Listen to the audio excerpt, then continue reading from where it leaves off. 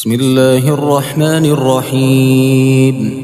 الحمد لله الذي أنزل على عبده الكتاب ولم يجعل له عوجا قيما لينذر بأسا شديدا من لدنه ويبشر المؤمنين الذين يعملون الصالحات أن لهم أجرا حسنا ماكثين فيه أبدا وينذر الذين قالوا اتخذ الله ولدا ما لهم به من علم ولا لآبائهم كبرت كلمة تخرج من أفواههم إن يقولون إلا كذبا فلعلك باخع نفسك على آثارهم إن لم يؤمنوا بهذا الحديث أسفا إنا جعلنا ما على الأرض زينة لها لنبلوهم أيهم أحسن عملا وإنا لجاعلون ما عليها صعيدا جرزا أم حسبت أن أصحاب الكهف والرقيم كانوا من آياتنا عجبا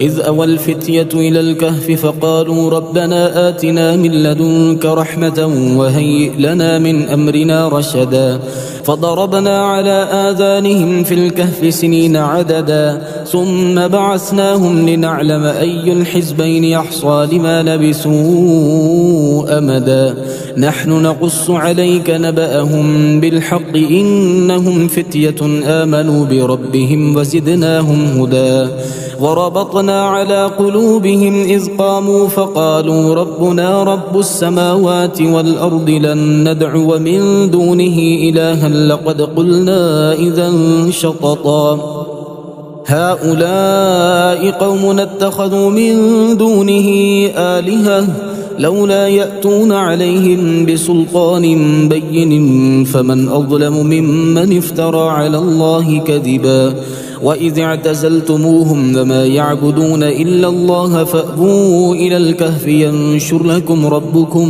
من رحمته ويهيئ لكم من أمركم مرفقا وترى الشمس إذا طلعت تزاور عن كهفهم ذات اليمين وإذا غربت تقرضهم ذات الشمال وهم في فجوة منه ذلك من آيات الله من يهد الله فهو المهتد ومن يضلل فلن تجد له وليا مرشدا وتحسبهم أيقاظا وهم رقود ونقلبهم ذات اليمين وذات الشمال وكلبهم باسط ذراعيه بالوصيد لو اطلعت عليهم لوليت منهم فرارا ولملئت منهم رعبا وكذلك بعثناهم ليتساءلوا بينهم قال قائل منهم كم لبثتم قالوا لبثنا يوما أو بعض يوم قالوا ربكم أعلم بما لبثتم فابعثوا أحدكم بورقكم هذه إلى المدينة فلينظر أيها أزكى طعاما فليأتكم برزق منه وليتلطف ولا يشعرن بكم أحدا إنهم إن يظهروا عليكم يرجموكم أو يعيدوكم في ملتهم ولن تفلحوا إذا أبدا وكذلك أعثرنا عليهم ليعلموا أن وعد الله حق وأن الساعة لا ريب فيها إذ يتنازعون بينهم أمرهم فقالوا ابنوا عليهم بنيانا ربهم أعلم بهم قال الذين غلبوا على أمرهم لنتخذن عليهم مسجدا سيقولون ثلاثة رابعهم كلبهم ويقولون خمسة سادسهم كلبهم رجما بالغيب ويقولون سبعة وثامنهم كلبهم قل ربي أعلم بعدتهم ما يعلمهم إلا قليل فلا تمار فيهم إلا مراء ظاهرا ولا تستفت فيهم منهم أحدا ولا تقولن لشيء إني فاعل ذلك غدا إلا أن يشاء الله واذكر ربك إذا نسيت فقل عسى أن يهديني ربي لأقرب من هذا رشدا ولبثوا في كهفهم 300 سنين وازدادوا 9 قل الله أعلم بما لبثوا له غيب السماوات والأرض أبصر به وأسمع ما لهم من دونه من ولي ولا يشرك في حكمه أحدا واتل ما أوحي إليك من كتاب ربك لا مبدل لكلماته ولن تجد من دونه ملتحدا واصبر نفسك مع الذين يدعون ربهم بالغداة والعشي يريدون وجهه ولا تعد عيناك عنهم تريد زينة الحياة الدنيا ولا تطع من أغفلنا قلبه عن ذكرنا واتبع هواه وكان أمره فرطا وقل الحق من ربكم فمن شاء فليؤمن ومن شاء فليكفر إنا أعتدنا للظالمين نارا أحاط بهم سرادقها وإن يستغيثوا يغاثوا بماء كالمهل يشوي الوجوه بئس الشراب وساءت مرتفقا إن الذين آمنوا وعملوا الصالحات إنا لا نضيع أجر من أحسن عملا أولئك لهم جنات عدن تجري من تحتهم الأنهار يحلون فيها من أساور من ذهب ويلبسون ثيابا خضرا من سندس واستبرق متكئين فيها على الأرائك نعم الثواب وحسنت مرتفقا واضرب لهم مثل الرجلين جعلنا لأحدهما جنتين من أعناب وحففناهما بنخل وجعلنا بينهما زرعا كلتا الجنتين آتت أكلها ولم تظلم منه شيئا وفجرنا خلالهما نهرا وكان له ثمر فقال لصاحبه وهو يحاوره أنا أكثر منك مالا وأعز نفرا ودخل جنته وهو ظالم لنفسه قال ما أظن أن تبيد هذه أبدا وما أظن الساعة قائمة ولئن رددت إلى ربي لأجدن خيرا منها منقلبا قال له صاحبه وهو يحاوره وكفرت بالذي خلقك من تراب ثم من نطفة ثم سواك رجلا لكن هو الله ربي ولا أشرك بربي أحدا ولولا إذ دخلت جنتك قلت ما شاء الله لا قوة إلا بالله إن ترني أنا أقل منك مالا وولدا فعسى ربي أن يؤتيني خيرا من جنتك ويرسل عليها حسبانا من السماء فتصبح صعيدا زلقا أو يصبح ماؤها غورا فلن تستطيع له طلبا وأحيط بثمره فأصبح يقلب كفيه على ما أنفق فيها وهي خاوية على عروشها ويقول يا ليتني لم أشرك بربي أحدا ولم تكن له فئة ينصرونه من دون الله وما كان منتصرا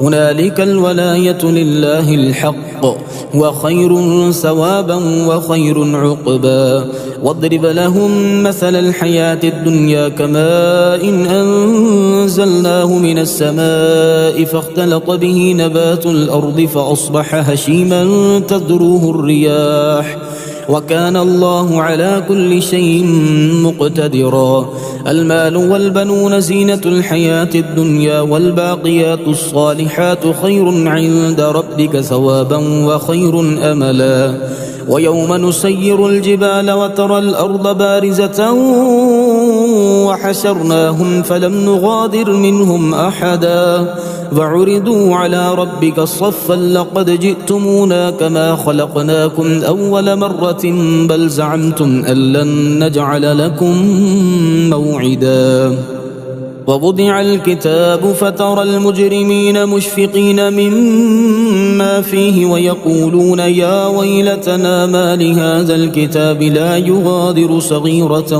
ولا كبيرة إلا أحصاها ووجدوا ما عملوا حاضرا ولا يظلم ربك أحدا. وإذ قلنا للملائكة اسجدوا لآدم فسجدوا إلا إبليس كان من الجن ففسق عن أمر ربه أفتتخذونه وذريته أولياء من دوني وهم لكم عدو بئس للظالمين بدلا. ما أشهدتهم خلق السماوات والأرض ولا خلق أنفسهم وما كنت متخذ المضلين عضدا. ويوم يقول نادوا شركائي الذين زعمتم فدعوهم فلم يستجيبوا لهم وجعلنا بينهم موبقا. ورأى المجرمون النار فظنوا أنهم مواقعوها ولم يجدوا عنها مصرفا. ولقد صرفنا في هذا القرآن للناس من كل مثل وكان الإنسان أكثر شيء جدلا. وما منع الناس أن يؤمنوا إذ جاءهم الهدى ويستغفروا ربهم إلا أن تأتيهم سنة الأولين أو يأتيهم العذاب قبلا. وما نرسل المرسلين إلا مبشرين ومنذرين ويجادل الذين كفروا بالباطل ليدحضوا به الحق واتخذوا آياتي وما أنذروا هزوا. ومن أظلم ممن ذكر بآيات ربه فأعرض عنها ونسي ما قدمت يداه إنا جعلنا على قلوبهم أكنة أن يفقهوه وفي آذانهم وقرا وإن تدعهم إلى الهدى فلن يهتدوا إذن أبدا. وربك الغفور ذو الرحمة لو يؤاخذهم بما كسبوا لعجل لهم العذاب بل لهم موعد لن يجدوا من دونه موئلا. وتلك القرى أهلكناهم لما ظلموا وجعلنا لمهلكهم موعدا. وإذ قال موسى لفتاه لا أبرح حتى أبلغ مجمع البحرين أو أمضي حقبا فلما بلغا مجمع بينهما نسيا حوتهما فاتخذ سبيله في البحر سربا. فلما جاوزا قال لفتاه آتنا غداءنا لقد لقينا من سفرنا هذا نصبا. قال أرأيت إذ أوينا إلى الصخرة فإني نسيت الحوت وما أنسانيه إلا الشيطان أن أذكره واتخذ سبيله في البحر عجبا. قال ذلك ما كنا نبغي فارتدا على آثارهما قصصا.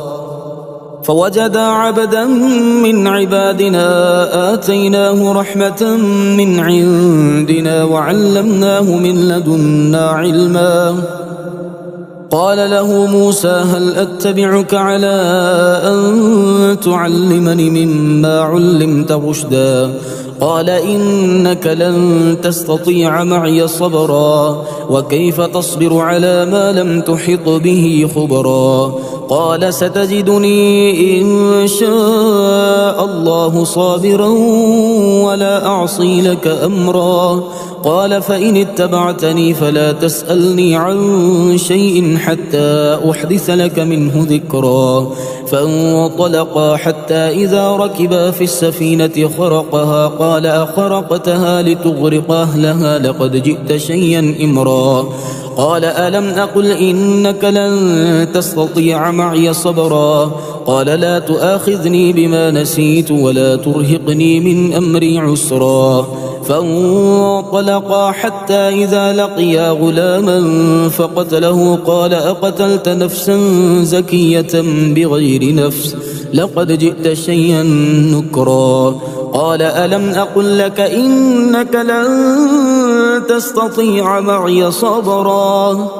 قال إن سألتك عن شيء بعدها فلا تصاحبني قد بلغت من لدني عذرا. فانطلقا حتى إذا أتيا أهل قرية استطعما أهلها فأبوا أن يضيفوهما فوجدا فيها جدارا يريد أن ينقض فأقامه. قال لو شئت لاتخذت عليه أجرا. قال هذا فراق بيني وبينك سأنبئك بتأويل ما لم تستطع عليه صبرا. أما السفينة فكانت لمساكين يعملون في البحر فأردت أن أعيبها وكان وراءهم ملك يأخذ كل سفينة غصبا. وأما الغلام فكان أبواه مؤمنين فخشينا أن يرهقهما طغيانا وكفرا فأردنا أن يبدلهما ربهما خيرا منه زكاة وأقرب رحما. وأما الجدار فكان لغلامين يتيمين في المدينة وكان تحته كنز لهما وكان أبوهما صالحا فأراد ربك أن يبلغا أشدهما ويستخرجا كنزهما رحمة من ربك وما فعلته عن أمري ذلك تأويل ما لم تسطع عليه صبرا. ويسألونك عن ذي القرنين قل سأتلو عليكم منه ذكرا. إنا مكنا له في الأرض وآتيناه من كل شيء سببا فأتبع سببا حتى إذا بلغ مغرب الشمس وجدها تغرب في عين حمئة ووجد عندها قوما. قلنا يا ذا القرنين إما أن تعذب وإما أن تتخذ فيهم حسنا. قال أما من ظلم فسوف نعذبه ثم يرد إلى ربه فيعذبه عذابا نكرا. وأما من آمن وعمل صالحا فله جزاء الحسنى وسنقول له من أمرنا يسرا.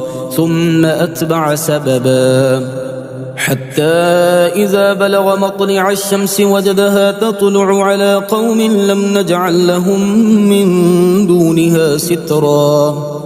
كذلك وقد أحطنا بما لديه خبرا. ثم أتبع سببا حتى إذا بلغ بين السدين وجد من دونهما قوما لا يكادون يفقهون قولا. قالوا يا ذا القرنين إن يأجوج ومأجوج مفسدون في الأرض فهل نجعل لك خرجا على أن تجعل بيننا وبينهم سدا. قال ما مكنني فيه ربي خير فأعينوني بقوة أجعل بينكم وبينهم ردما.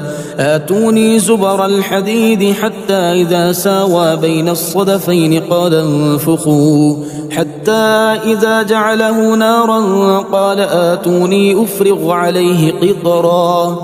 فما استطاعوا أن يظهروه وما استطاعوا له نقبا. قال هذا رحمة من ربي فإذا جاء وعد ربي جعله دكا وكان وعد ربي حقا. وتركنا بعدهم يومئذ يموج في بعض ونفخ في الصور فجمعناهم جمعا. وعرضنا جهنم يومئذ للكافرين عرضا. الذين كانت أعينهم في غطاء عن ذكري وكانوا لا يستطيعون سمعا.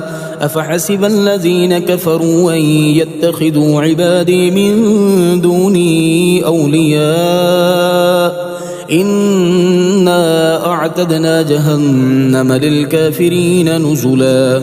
قل هل ننبئكم بالأخسرين أعمالا الذين ضل سعيهم في الحياة الدنيا وهم يحسبون أنهم يحسنون صنعا.